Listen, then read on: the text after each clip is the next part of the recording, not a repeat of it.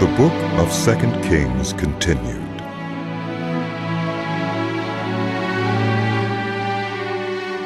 Elisha replied, "Hear the word of the Lord. This is what the Lord says. About this time tomorrow, a seah of the finest flour will sell for a shekel, and 2 seahs of barley for a shekel at the gate of Samaria." The officer on whose arm the king was leaning said to the man of God, Look, even if the Lord should open the floodgates of the heavens, could this happen? "You will see it with your own eyes, answered Elisha. but you will not eat any of it." Now there were 4 men with leprosy at the entrance of the city gate. They said to each other, Why stay here until we die? If we say we'll go into the city, the famine is there, and we will die. If we stay here, we will die. So, let's go over to the camp of the Arameans and surrender. If they spare us, we live. If they kill us, then we die. At dusk they got up and went to the camp of the Arameans. When they reached the edge of the camp, no one was there, for the Lord had caused the Arameans to hear the sound of chariots and horses and a great army, so that they said to one another, Look, the king of Israel has hired the Hittite and Egyptian kings to attack us. So they got up and fled in the dusk, and abandoned their tents and their horses and donkeys. They left the camp as it was and ran for their lives. The men who had leprosy reached the edge of the camp, entered one of the tents, and ate and drank. Then they took silver, gold, and clothes, and went off and hid them. They returned and entered another tent and took some things from it, and hid them also. Then they said to each other, What we're doing is not right. This is a day of good news, and we are keeping it to ourselves. If we wait until daylight, punishment will overtake us. Let's go at once and report this to the royal palace. So they went and called out to the city gatekeepers and told them, We went into the Aramean camp and no one was there. Not a sound of anyone. Only tethered horses and donkeys, and the tents left just as they were. The gatekeepers shouted the news, and it was reported within the palace. The king got up in the night and said to his officers, I will tell you what the Arameans have done to us. They know we are starving, so they have left the camp to hide in the countryside, thinking they will surely come out, and then we will take them alive and get into the city. One of his officers answered, Have some men take 5 of the horses that are left in the city. Their plight will be like that of all the Israelites left here. Yes, they will only be like all these Israelites who are doomed. So let us send them to find out what happened.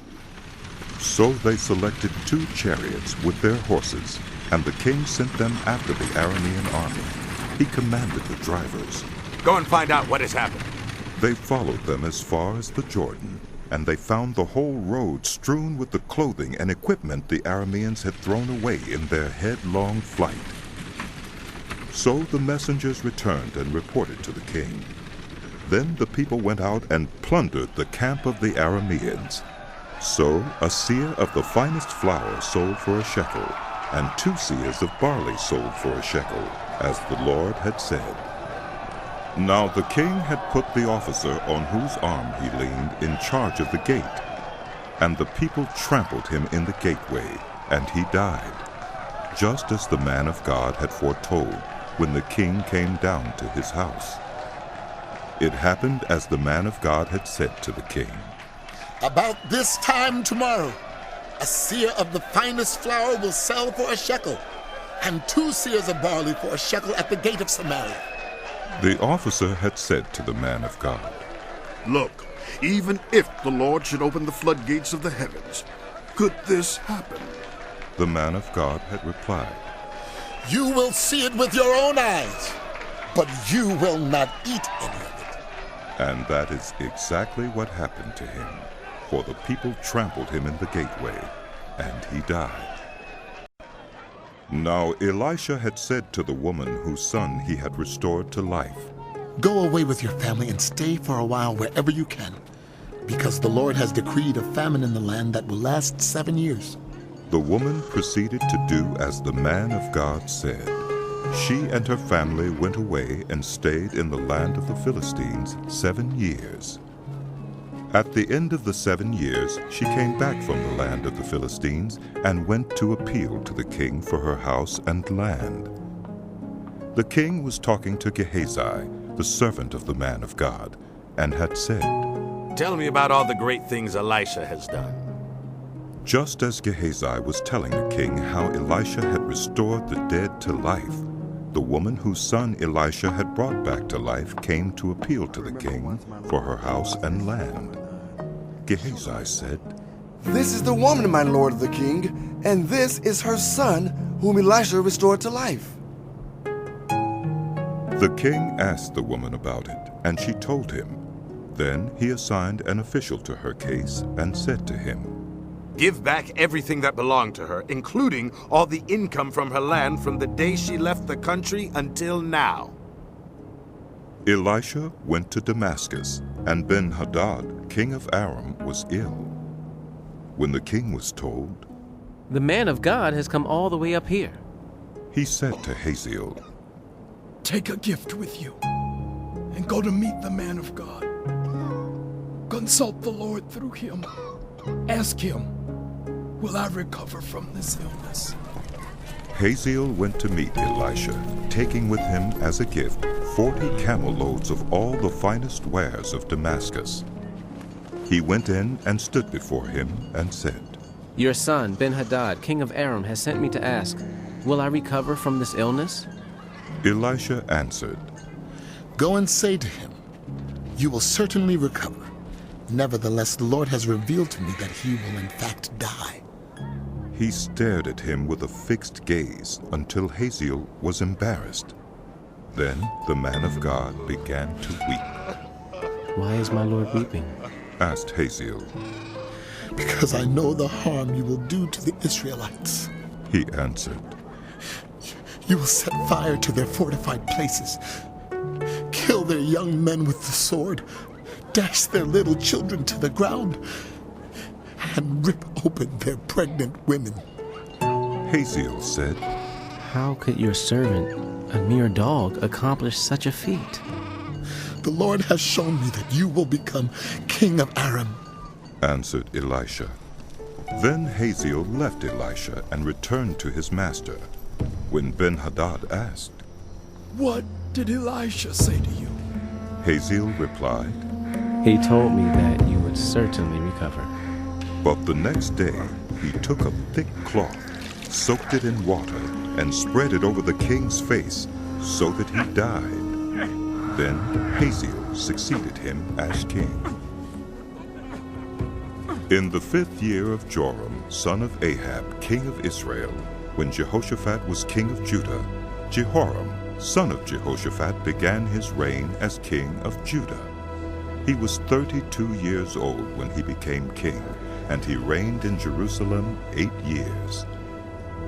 He followed the ways of the kings of Israel, as the house of Ahab had done, for he married a daughter of Ahab. He did evil in the eyes of the Lord. Nevertheless, for the sake of his servant David, the Lord was not willing to destroy Judah. He had promised to maintain a lamp for David and his descendants forever. In the time of Jehoram, Edom rebelled against Judah and set up its own king. So Jehoram went to Zair with all his chariots. The Edomites surrounded him and his chariot commanders, but he rose up and broke through by night. His army, however, fled back home. To this day, Edom has been in rebellion against Judah. Libnah revolted at the same time. As for the other events of Jehoram's reign and all he did, are they not written in the book of the annals of the kings of Judah? Jehoram rested with his ancestors and was buried with them in the city of David, and Ahaziah his son succeeded him as king. In the 12th year of Joram, son of Ahab, king of Israel, Ahaziah, son of Jehoram, king of Judah, began to reign. Ahaziah was 22 years old when he became king, and he reigned in Jerusalem 1 year. His mother's name was Athaliah, a granddaughter of Omri, king of Israel. He followed the ways of the house of Ahab and did evil in the eyes of the Lord, as the house of Ahab had done, for he was related by marriage to Ahab's family.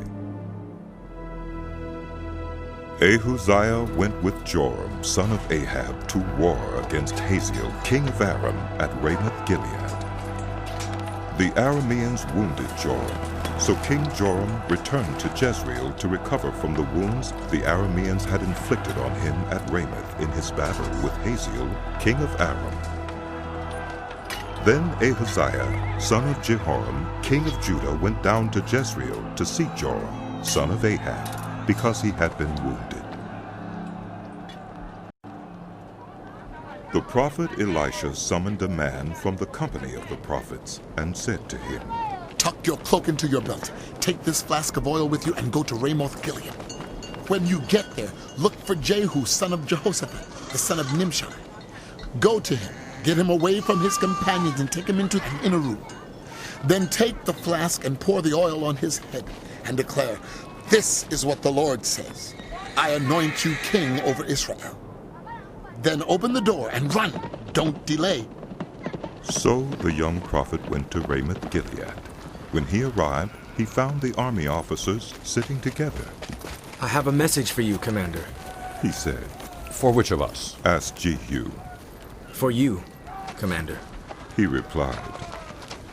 Jehu got up and went into the house. Then the prophet poured the oil on Jehu's head and declared, This is what the Lord, the God of Israel, says. I anoint you king over the Lord's people Israel. You are to destroy the house of Ahab your master, and I will avenge the blood of my servants, the prophets, and the blood of all the Lord's servants shed by Jezebel. The whole house of Ahab will perish. I will cut off from Ahab every last male in Israel, slave or free. I will make the house of Ahab like the house of Jeroboam, son of Nebat, and like the house of Baasha, son of Ahijah. As for Jezebel, dogs will devour her on the plot of ground at Jezreel, and no one will bury her. Then he opened the door and ran. When Jehu went out to his fellow officers, one of them asked him, Is everything all right? Why did this maniac come to you? You know the man and the sort of things he says. Jehu replied. That's not true. They said. Tell us. Jehu said, Here's what he told me. This is what the Lord says. I anoint you king over Israel. They quickly took their cloaks and spread them unto him on the bare steps. Then they blew the trumpet and shouted, Jehu is king!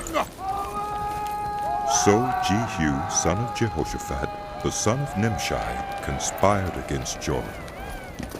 Now Joram and all Israel had been defending Ramoth-Gilead against Hazael, king of Aram. But King Joram had returned to Jezreel to recover from the wounds the Arameans had inflicted on him in the battle with Hazael, king of Aram.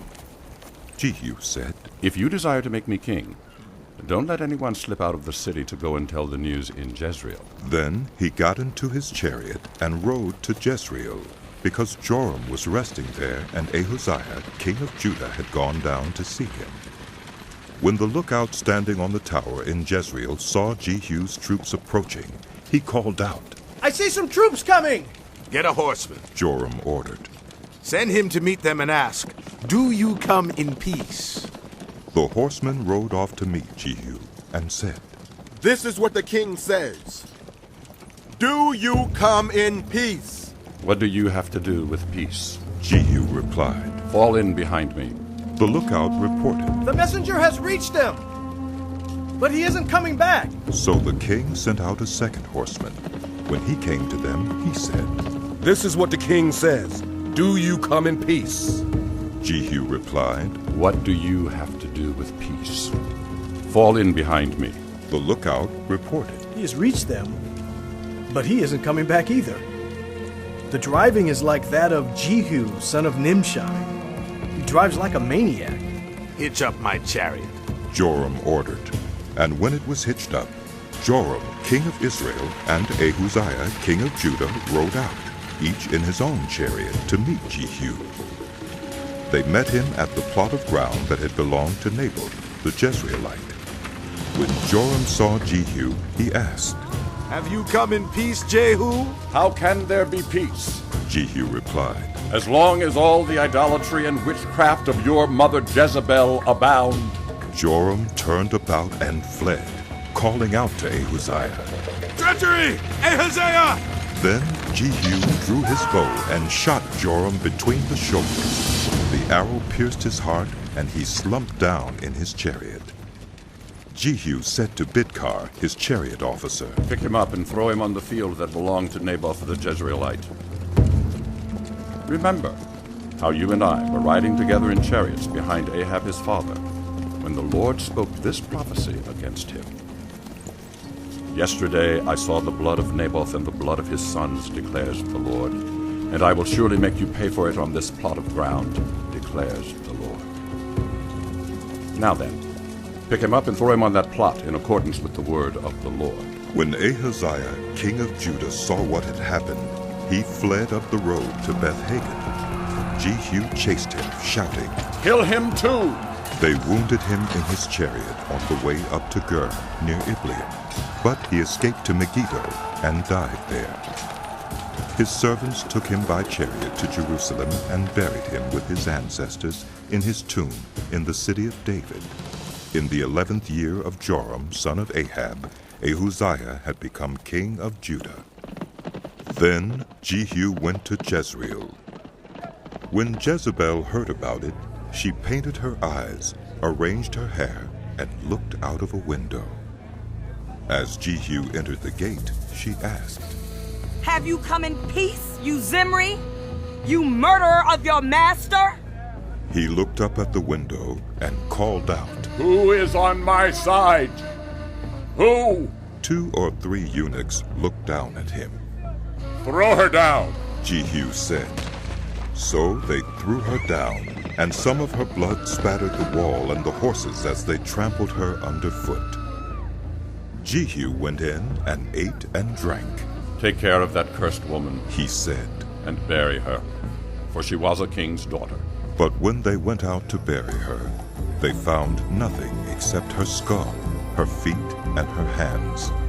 They went back and told Jehu, who said, This is the word of the Lord, that he spoke through his servant Elijah the Tishbite. On the plot of ground at Jezreel, dogs will devour Jezebel's flesh. Jezebel's body will be like dung on the ground in the plot at Jezreel, so that no one will be able to say, This is Jezebel. Now there were in Samaria 70 sons of the house of Ahab. So Jehu wrote letters and sent them to Samaria, to the officials of Jezreel, to the elders, and to the guardians of Ahab's children.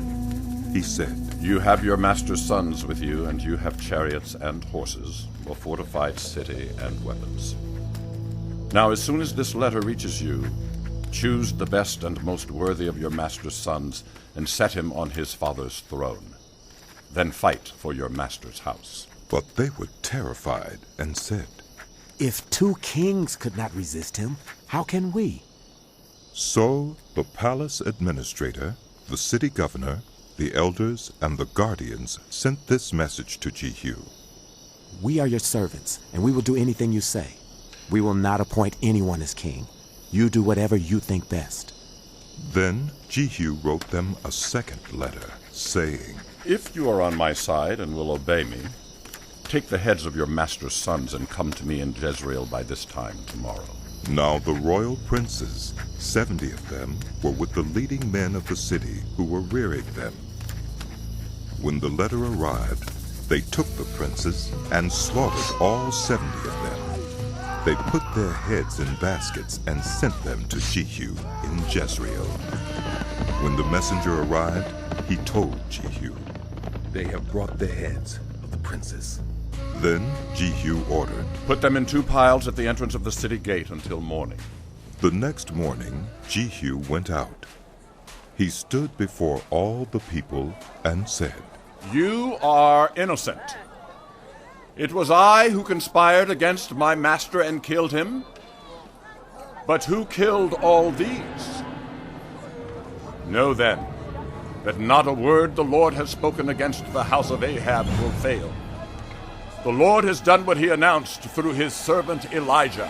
So Jehu killed everyone in Jezreel who remained of the house of Ahab, as well as all his chief men, his close friends, and his priests, leaving him no survivor.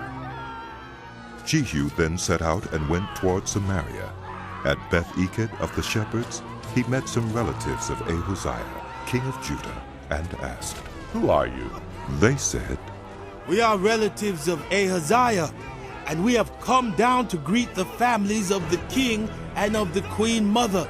"Take them alive," he ordered. So they took them alive and slaughtered them by the well of Beth-Eked, 42 of them. He left no survivor. After he left there, he came upon Jehonadab, son of Rechab, who was on his way to meet him. Jehu greeted him and said, "Are you in accord with me as I am with you?" "I am," Jehonadab answered. "If so, give me your hand." So he did, and Jehu helped him up into the chariot. Jehu said, "Come with me and see my zeal for the Lord." Then he had him ride along in his chariot. When Jehu came to Samaria, he killed all who were left there of Ahab's family. He destroyed them according to the word of the Lord spoken to Elijah. Then Jehu brought all the people together and said to them, "Ahab served Baal a little. Jehu will serve him much. Now summon all the prophets of Baal, all his servants and all his priests. See that no one is missing, because I am going to hold a great sacrifice for Baal. Anyone who fails to come will no longer live." But Jehu was acting deceptively in order to destroy the servants of Baal. Jehu said, "Call an assembly in honor of Baal." So they proclaimed it. Then he sent word throughout Israel, and all the servants of Baal came. Not one stayed away. They crowded into the temple of Baal until it was full from one end to the other. And Jehu said to the keeper of the wardrobe, "Bring robes for all the servants of Baal." So he brought out robes for them. Then Jehu and Jehonadab, son of Rechab, went into the temple of Baal. Jehu said to the servants of Baal, "Look around and see that no one who serves the Lord is here with you. Only servants of Baal." So they went in to make sacrifices and burnt offerings. Now Jehu had posted 80 men outside with this warning, "If one of you lets any of the men I am placing in your hands escape, it will be your life for his life." As soon as Jehu had finished making the burnt offering, he ordered the guards and officers, "Go in and kill them. Let no one escape." So they cut them down with the sword.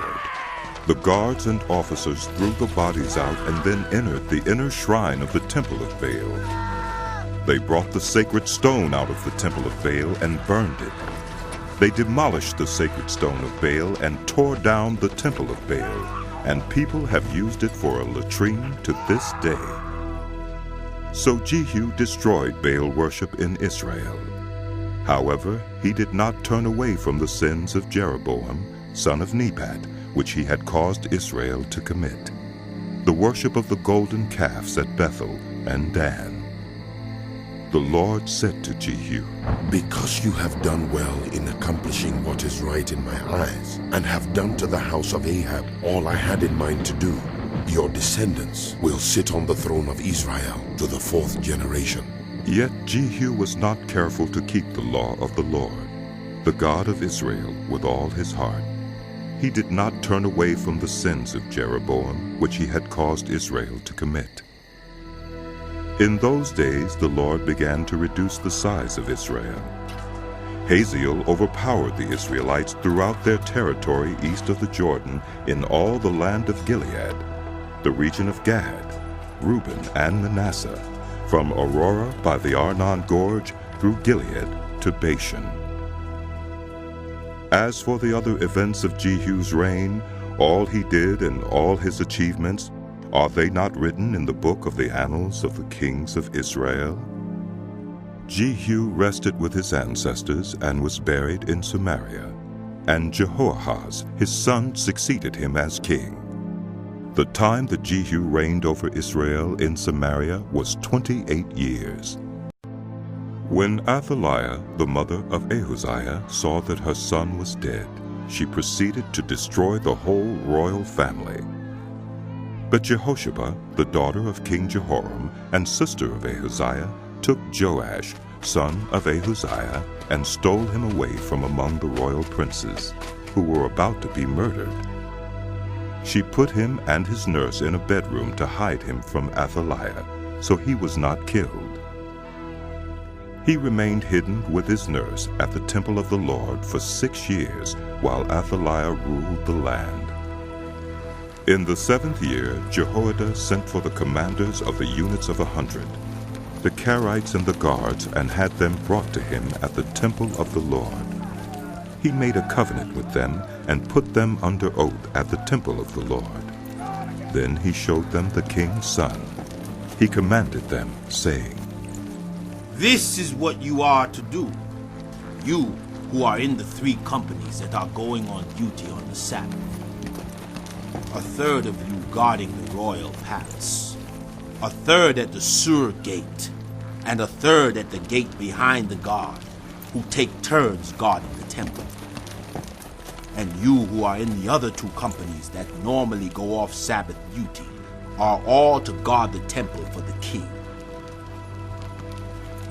Station yourselves around the king, each of you with weapon in hand. Anyone who approaches your ranks is to be put to death. Stay close to the king wherever he goes. The commanders of the units of 100 did just as Jehoiada the priest ordered. Each one took his men, those who were going on duty on the Sabbath, and those who were going off duty, and came to Jehoiada the priest. Then he gave the commanders the spears and shields that had belonged to King David, and that were in the temple of the Lord. The guards, each with weapon in hand, stationed themselves around the king, near the altar and the temple, from the south side to the north side of the temple.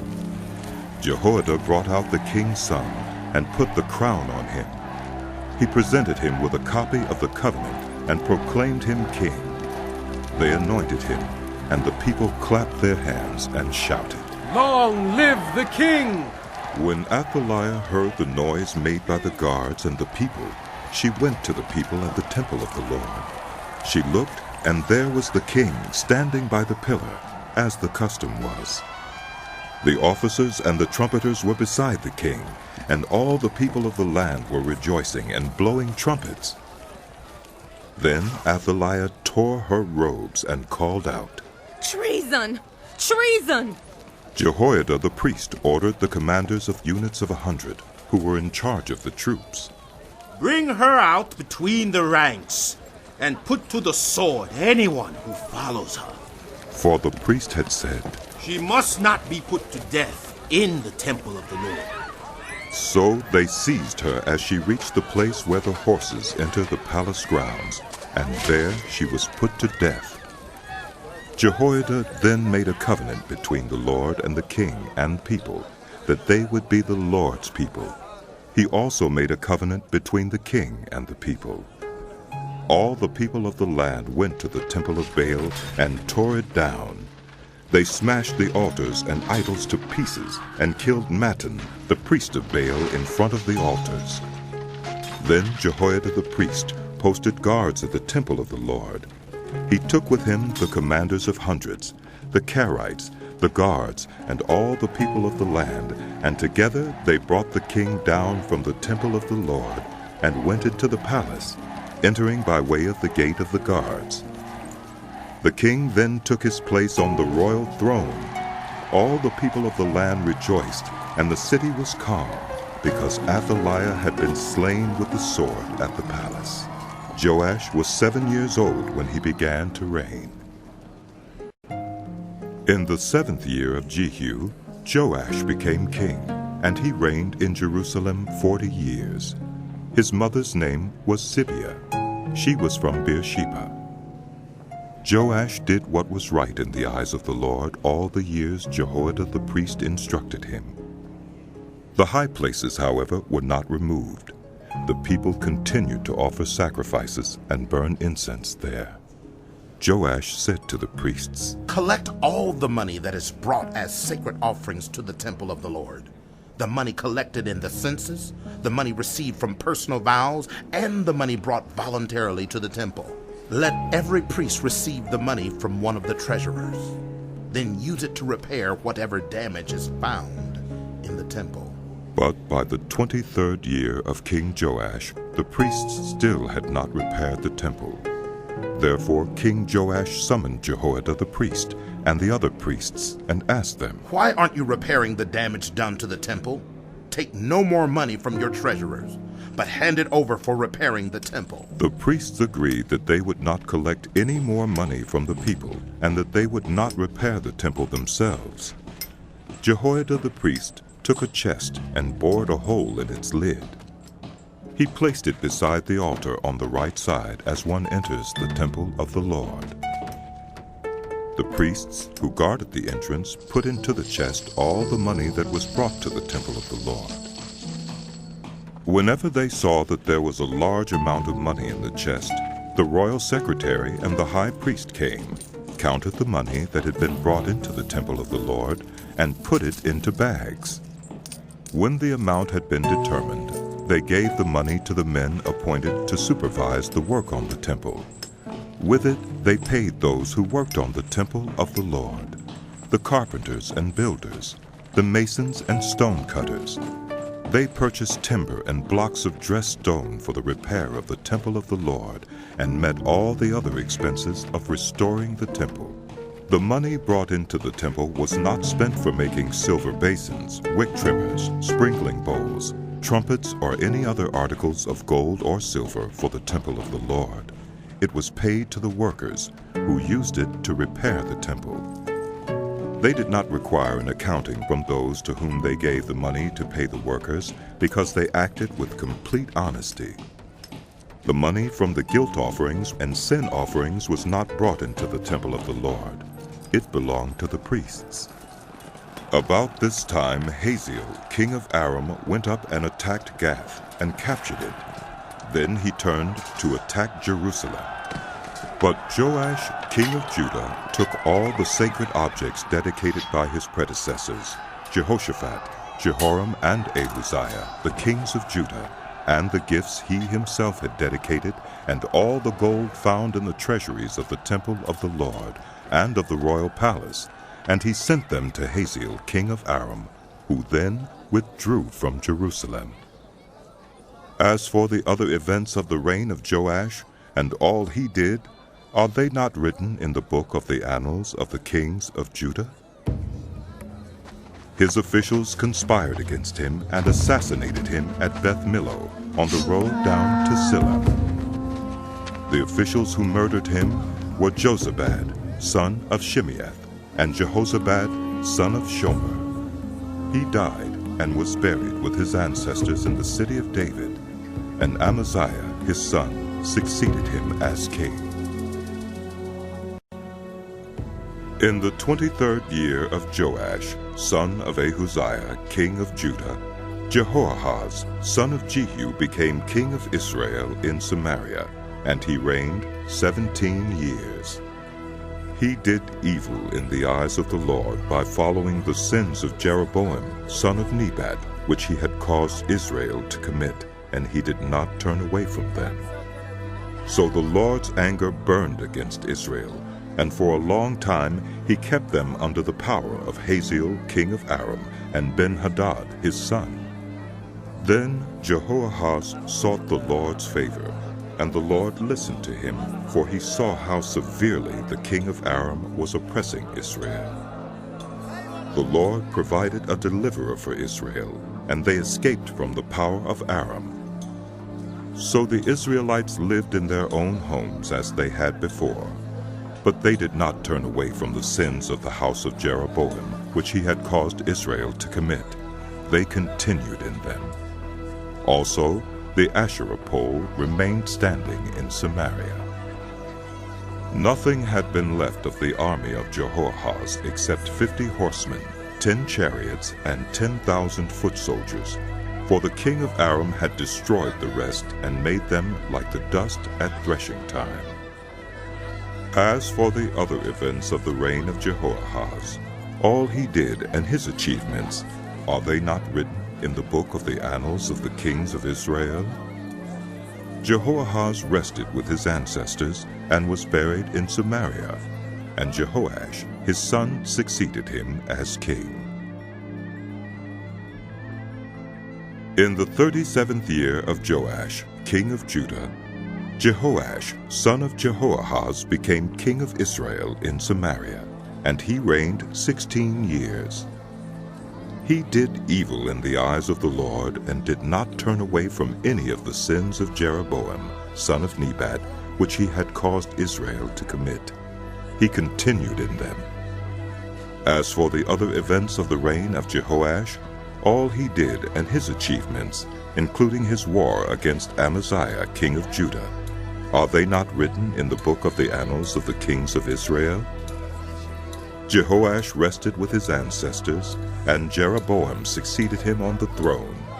Jehoash was buried in Samaria with the kings of Israel.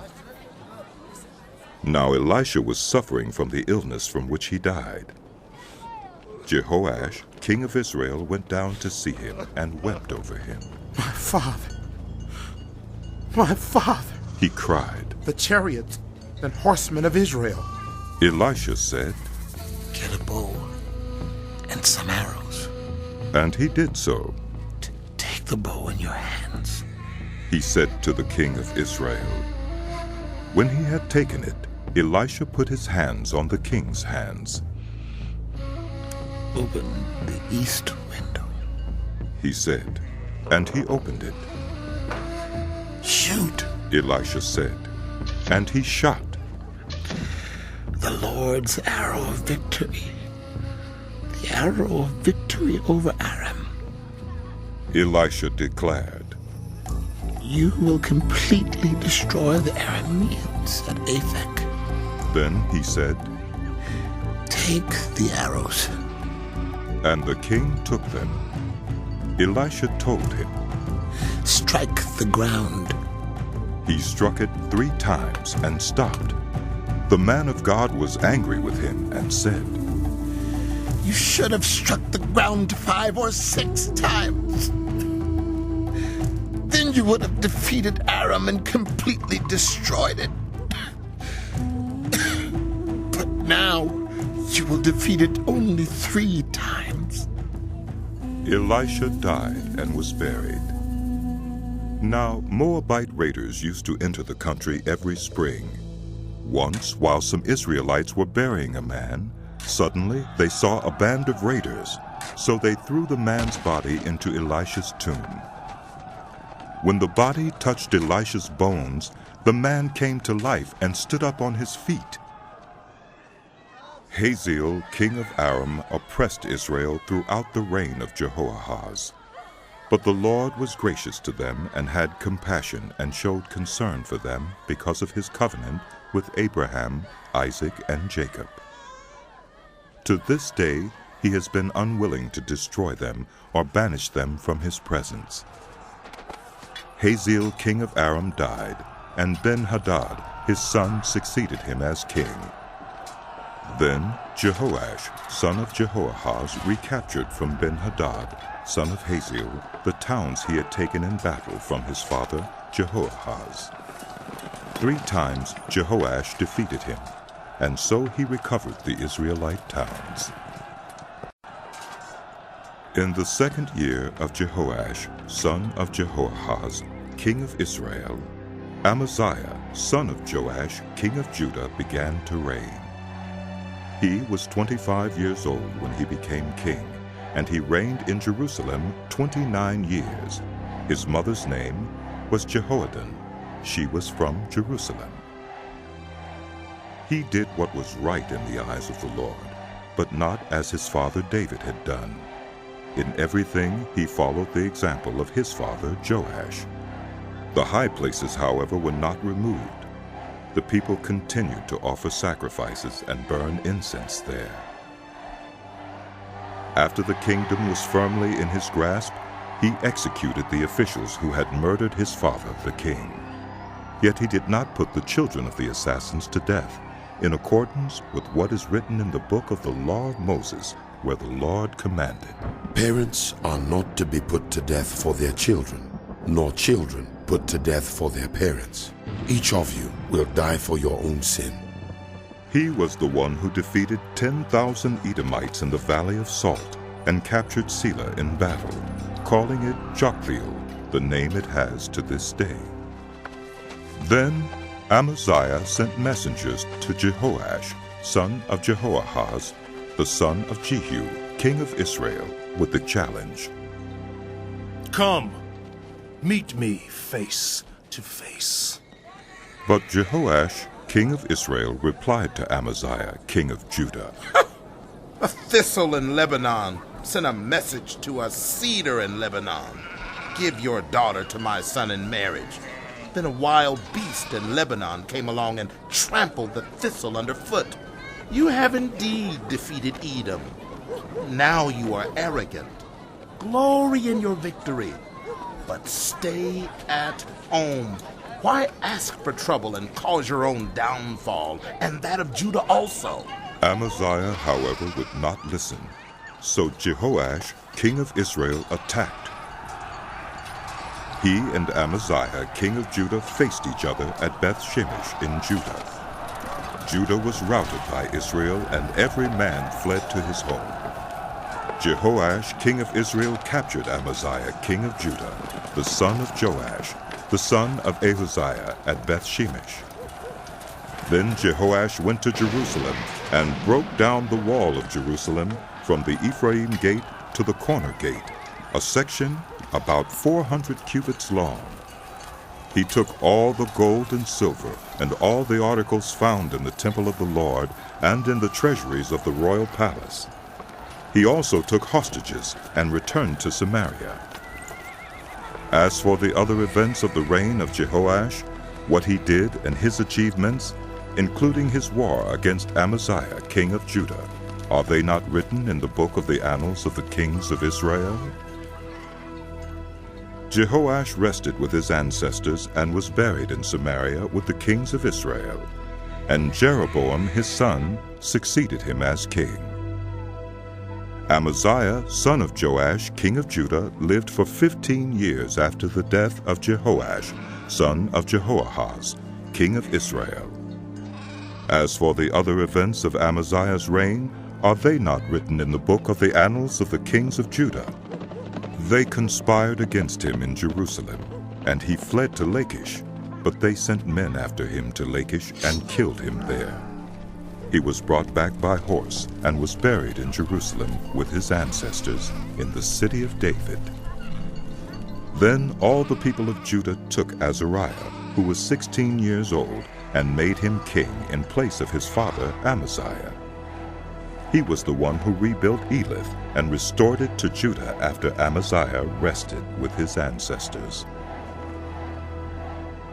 In the 15th year of Amaziah, son of Joash, king of Judah, Jeroboam, son of Jehoash, king of Israel, became king in Samaria, and he reigned 41 years. He did evil in the eyes of the Lord, and did not turn away from any of the sins of Jeroboam, son of Nebat, which he had caused Israel to commit. He was the one who restored the boundaries of Israel from Lebo-Hamath to the Dead Sea, in accordance with the word of the Lord, the God of Israel, spoken through his servant Jonah, son of Amittai, the prophet from Gath-Hepher. The Lord had seen how bitterly everyone in Israel, whether slave or free, was suffering. There was no one to help them. And since the Lord had not said he would blot out the name of Israel from under heaven, he saved them by the hand of Jeroboam, son of Jehoash. As for the other events of Jeroboam's reign, all he did, and his military achievements, including how he recovered for Israel both Damascus and Hamath, which had belonged to Judah, are they not written in the book of the annals of the kings of Israel? Jeroboam rested with his ancestors, the kings of Israel, and Zechariah, his son, succeeded him as king. In the 27th year of Jeroboam, king of Israel, Azariah, son of Amaziah, king of Judah, began to reign. He was 16 years old when he became king, and he reigned in Jerusalem 52 years. His mother's name was Jechaliah. She was from Jerusalem. He did what was right in the eyes of the Lord, just as his father Amaziah had done. The high places, however, were not removed. The people continued to offer sacrifices and burn incense there.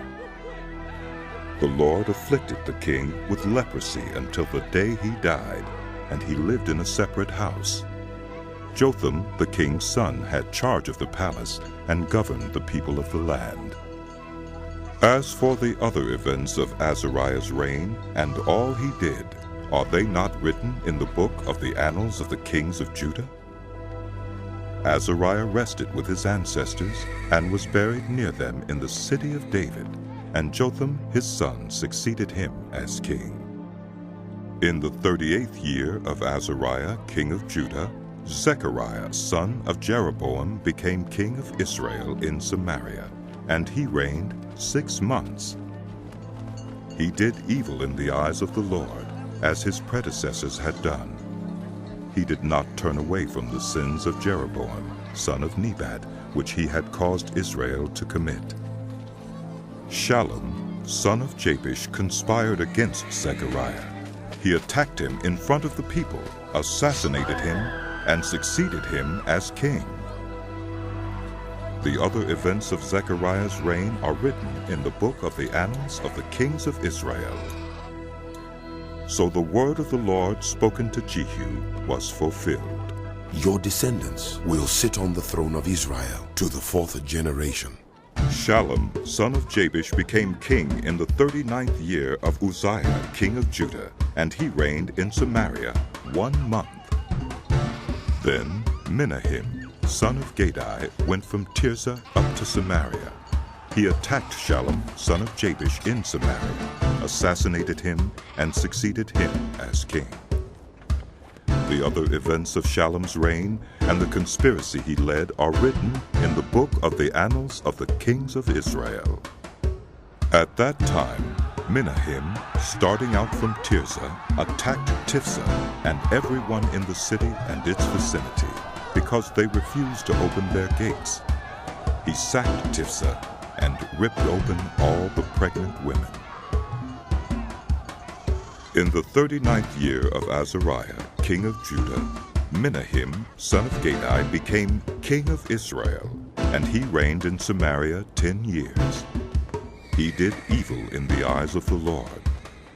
During his entire reign he did not turn away from the sins of Jeroboam, son of Nebat, which he had caused Israel to commit. Then Pul, king of Assyria, invaded the land, and Menahem gave him 1,000 talents of silver to gain his support and strengthen his own hold on the kingdom. Menahem exacted this money from Israel. Every wealthy person had to contribute 50 shekels of silver to be given to the king of Assyria. So the king of Assyria withdrew and stayed in the land no longer. As for the other events of Menahem's reign and all he did, are they not written in the book of the annals of the kings of Israel? Menahem rested with his ancestors, and Pekahiah, his son, succeeded him as king. In the 50th year of Azariah, king of Judah, Pekahiah, son of Menahem, became king of Israel in Samaria, and he reigned 2 years. Pekahiah did evil in the eyes of the Lord. He did not turn away from the sins of Jeroboam, son of Nebat, which he had caused Israel to commit. One of his chief officers, Pekah, son of Remaliah, conspired against him.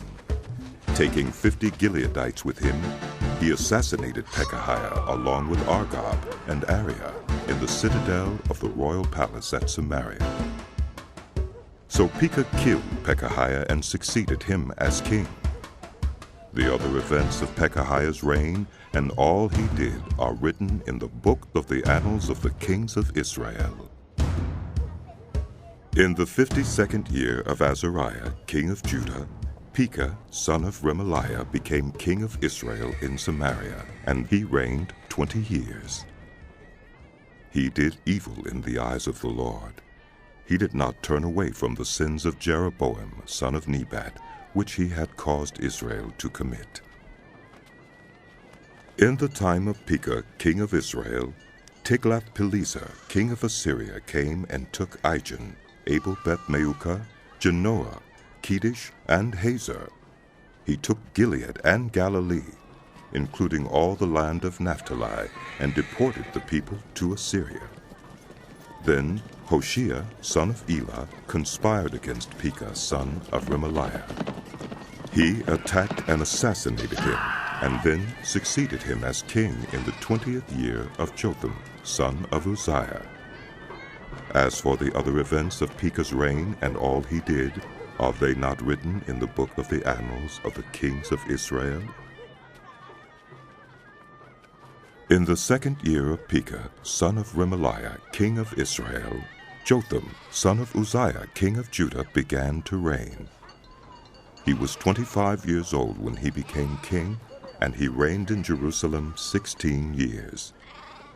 His mother's name was Jerusha, daughter of Zadok. He did what was right in the eyes of the Lord, just as his father Uzziah had done. The high places, however, were not removed. The people continued to offer sacrifices and burn incense there. Jotham rebuilt the upper gate of the temple of the Lord.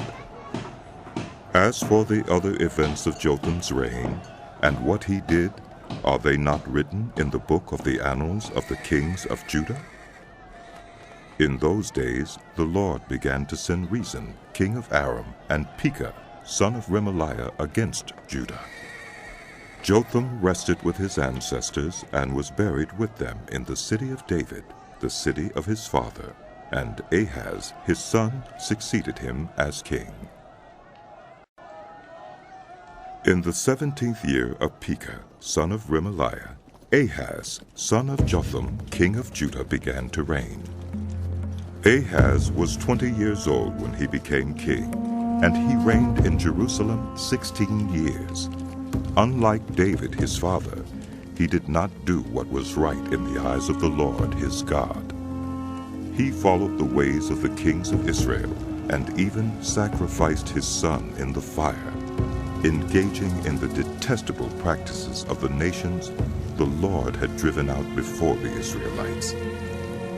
He offered sacrifices and burned incense at the high places, on the hilltops, and under every spreading tree. Then Rezin, king of Aram, and Pekah, son of Remaliah, king of Israel, marched up to fight against Jerusalem and besieged Ahaz, but they could not overpower him. At that time, Rezin, king of Aram, recovered Elath for Aram by driving out the people of Judah. Edomites then moved into Elath and have lived there to this day. Ahaz sent messengers to say to Tiglath-Pileser, king of Assyria, I am your servant and vassal. Come up and save me out of the hand of the king of Aram and of the king of Israel, who are attacking me. And Ahaz took the silver and gold found in the temple of the Lord and in the treasuries of the royal palace, and sent it as a gift to the king of Assyria.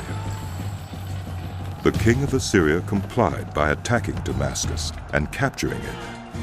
He deported its inhabitants to Kir and put Rezin to death. Then King Ahaz went to Damascus to meet Tiglath-Pileser, king of Assyria. He saw an altar in Damascus and sent to Uriah the priest a sketch of the altar with detailed plans for its construction. So Uriah the priest built an altar in accordance with all the plans that King Ahaz had sent from Damascus, and finished it before King Ahaz returned. When the king came back from Damascus and saw the altar, he approached it and presented offerings on it. He offered up his burnt offering and grain offering, poured out his drink offering, and splashed the blood of his fellowship offerings against the altar. The bronze altar that stood before the Lord he brought from the front of the temple, from between the new altar and the temple of the Lord, and put it on the north side of the new altar. King Ahaz then gave these orders to Uriah the priest. On the large new altar, offer the morning burnt offering and the evening grain offering, the king's burnt offering and his grain offering, and the burnt offering of all the people of the land, and their grain offering and their drink offering. Splash against this altar the blood of all the burnt offerings and sacrifices. But I will use the bronze altar for seeking guidance. And Uriah the priest did just as King Ahaz had ordered. King Ahaz cut off the side panels and removed the basins from the movable stands. He removed the sea from the bronze bulls that supported it, and set it on a stone base. He took away the Sabbath canopy that had been built at the temple, and removed the royal entryway outside the temple of the Lord, in deference to the king of Assyria. As for the other events of the reign of Ahaz, and what he did, are they not written in the book of the annals of the kings of Judah? Ahaz rested with his ancestors, and was buried with them in the city of David, and Hezekiah his son succeeded him as king. In the 12th year of Ahaz, king of Judah, Hoshea, son of Elah, became king of Israel in Samaria, and he reigned 9 years. He did evil in the eyes of the Lord, but not like the kings of Israel who preceded him. Shalmaneser, king of Assyria, came up to attack Hoshea, who had been Shalmaneser's vassal and had paid him tribute. But the king of Assyria discovered that Hoshea was a traitor, for he had sent envoys to So, king of Egypt, and he no longer paid tribute to the king of Assyria, as he had done year by year. Therefore Shalmaneser seized him and put him in prison. The king of Assyria invaded the entire land, marched against Samaria, and laid siege to it for 3 years. In the 9th year of Hoshea, the king of Assyria captured Samaria and deported the Israelites to Assyria. He settled them in Halah in Gozan, on the harbor river, and in the towns of the Medes. All this took place because the Israelites had sinned against the Lord their God, who had brought them up out of Egypt from under the power of Pharaoh, king of Egypt. They worshipped other gods and followed the practices of the nations the Lord had driven out before them, as well as the practices that the kings of Israel had introduced. The Israelites secretly did things against the Lord their God that were not right. From watchtower to fortified city, they built themselves high places in all their towns.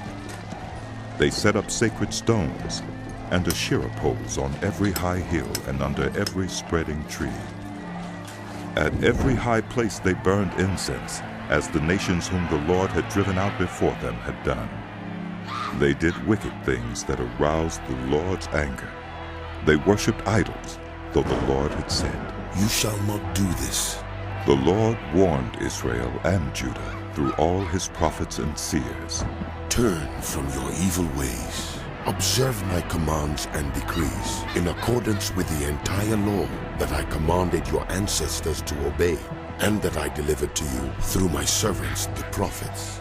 But they would not listen, and were as stiff-necked as their ancestors, who did not trust in the Lord their God. They rejected his decrees and the covenant he had made with their ancestors, and the statutes he had warned them to keep. They followed worthless idols, and themselves became worthless. They imitated the nations around them, although the Lord had ordered them. Do not do as they do. They forsook all the commands of the Lord their God, and made for themselves 2 idols cast in the shape of calves, and an Asherah pole. They bowed down to all the starry hosts, and they worshipped Baal. They sacrificed their sons and daughters in the fire. They practiced divination and sought omens, and sold themselves to do evil in the eyes of the Lord, arousing his anger. So the Lord was very angry with Israel, and removed them from his presence. Only the tribe of Judah was left, and even Judah did not keep the commands of the Lord their God. They followed the practices Israel had introduced. Therefore the Lord rejected all the people of Israel. He afflicted them and gave them into the hands of plunderers until he thrust them from his presence. When he tore Israel away from the house of David, they made Jeroboam, son of Nebat, their king. Jeroboam enticed Israel away from following the Lord and caused them to commit a great sin. The Israelites persisted in all the sins of Jeroboam and did not turn away from them until the Lord removed them from his presence, as he had warned through all his servants, the prophets. So the people of Israel were taken from their homeland into exile in Assyria, and they are still there. The king of Assyria brought people from Babylon, Cutha, Ava, Hamath, and Sepharvaim, and settled them in the towns of Samaria to replace the Israelites. They took over Samaria and lived in its towns. When they first lived there, they did not worship the Lord. So he sent lions among them, and they killed some of the people. It was reported to the king of Assyria. The people you deported and resettled in the towns of Samaria do not know what the God of that country requires. He has sent lions among them, which are killing them off, because the people do not know what he requires. Then the king of Assyria gave this order. Have one of the priests you took captive from Samaria go back to live there, and teach the people what the God of the land requires. So one of the priests who had been exiled from Samaria came to live in Bethel, and taught them how to worship the Lord. Nevertheless, each national group made its own gods in the several towns where they settled, and set them up in the shrines the people of Samaria had made at the high places. The people from Babylon made Succoth-Benoth. Those from Cutha made Nergal, and those from Hamath made Oshima. The Avites made Nibhaz and Tartak, and the Sepharvites burned their children in the fire as sacrifices to Adramelech and Anamelech, the gods of Sepharvaim. They worshipped the Lord, but they also appointed all sorts of their own people to officiate for them as priests in the shrines at the high places. They worshipped the Lord, but they also served their own gods in accordance with the customs of the nations from which they had been brought. To this day they persist in their former practices. They neither worship the Lord nor adhere to the decrees and regulations, the laws and commands that the Lord gave the descendants of Jacob, whom he named Israel. When the Lord made a covenant with the Israelites, he commanded them, Do not worship any other gods, or bow down to them, serve them, or sacrifice to them. But the Lord who brought you up out of Egypt with mighty power and outstretched arm is the one you must worship. To him you shall bow down, and to him offer sacrifices. You must always be careful to keep the decrees and regulations, the laws and commands he wrote for you. Do not worship other gods. Do not forget the covenant I have made with you. And do not worship other gods. Rather, worship the Lord your God. It is he who will deliver you from the hand of all your enemies. They would not listen, however, but persisted in their former practices. Even while these people were worshiping the Lord, they were serving their idols. To this day, their children and grandchildren continue to do as their ancestors did.